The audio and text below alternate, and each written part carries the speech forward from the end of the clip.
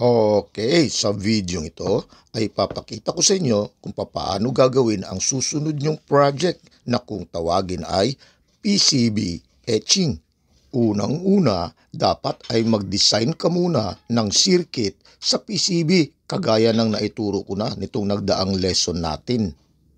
Halimbawa na lang, ito yung schematic diagram na siyang pagbabasihan natin sa paggawa ng design. Unang step ay ang paggawa ng layout. Ito yung kung paano mo ipupwesto ang mga component. Pagkatapos ng layout, dito ka naman sa connection na kung saan ay pagbabasihan mo itong schematic diagram. Pagkokonektahin mo lang ang ginawa mong layout base sa schematic diagram. Ngayon, dito ka nagagawa ng design. Paano? Gagayahin mo lang ang mga ginawa mong guhit mula sa connection.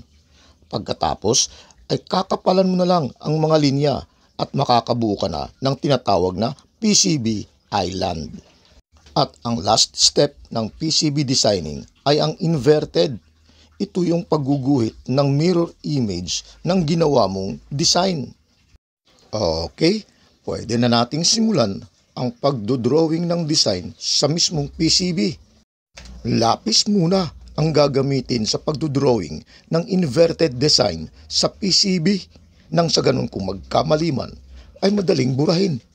Tandaan, itong inverted ang kokopyahin.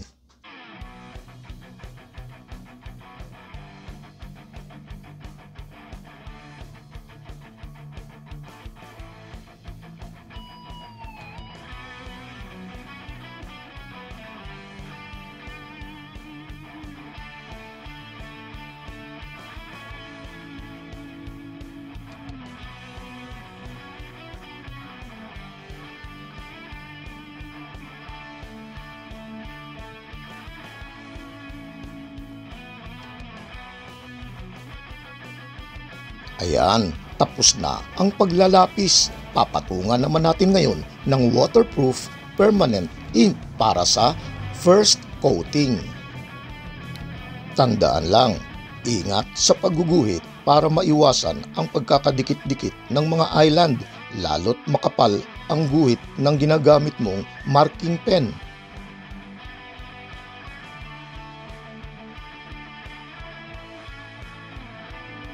Pagkatapos mong maisagawa ang first coating, patutuyuin mo muna ito ng 1 minuto bago mo patungan ng pang second coating para nang sa ganun maging mas makapal ang tinta. Mas makapal na tinta, mas hindi tatalab ang ferric chloride.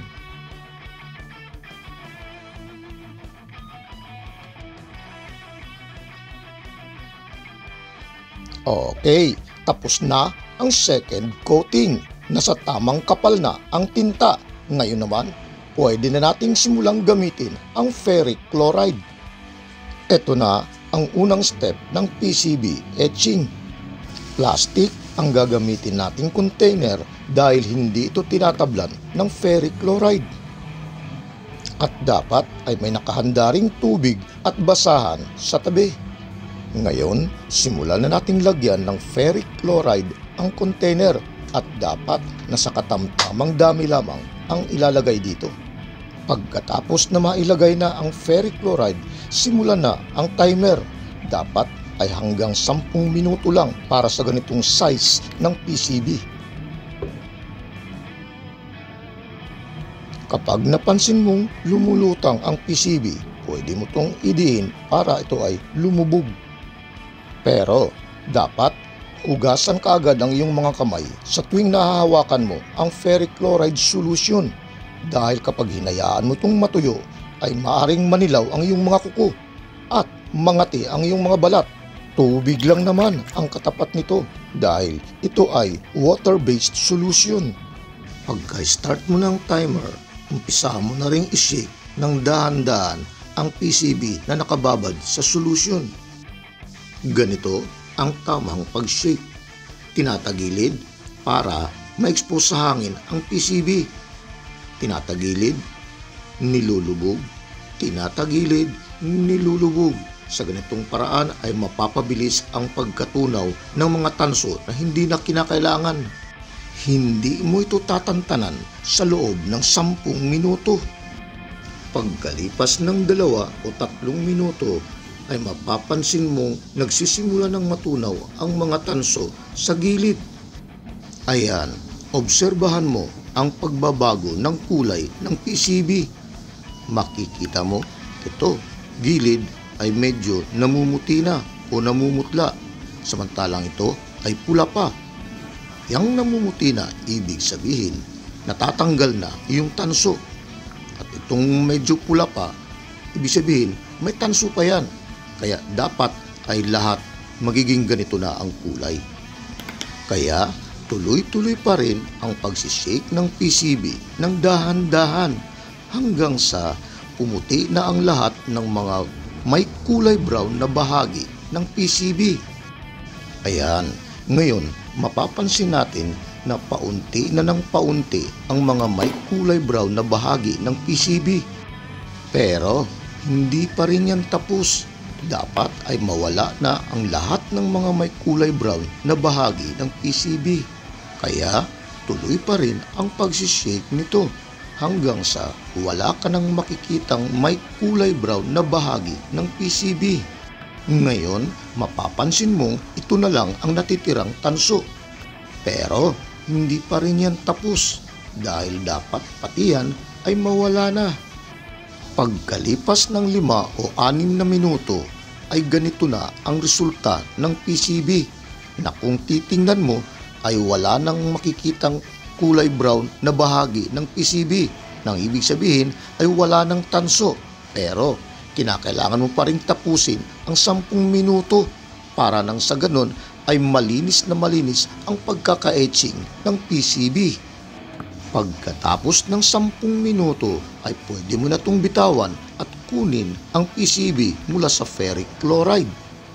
At pagkatapos ay hugasan kagad ito ng tubig nang sa ganon wala nang matitirang may nakakapit pa na ferric chloride sa PCB.